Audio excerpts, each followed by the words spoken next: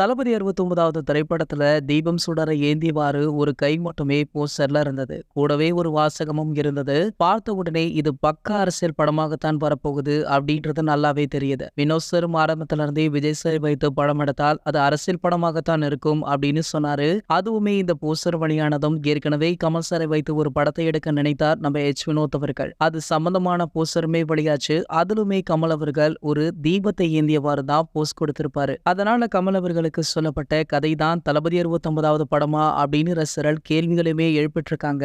ஆனா உண்மையிலேயே இந்த படத்துடைய கதை முதல்ல சொல்லப்பட்டது விஜயிடம் தானா. அவர் மெர்சல் படத்துல நடிக்கும் போதே இந்த படத்துடைய கதையை விஜய் சாரிடம் சொல்லியிருக்காரு நம்ம வினோத் அவர்கள். அப்பொழுதே விஜய் சார் கண்டிப்பாக பண்ணலாம், கதை எனக்கு ரொம்பவே பிடிச்சிருக்கு அப்படின்னு சொல்லியிருக்காராம். ஆனா வினோத் சார் சொன்ன தேதியில விஜய் சாரால அந்த படத்தை கொடுக்க முடியல.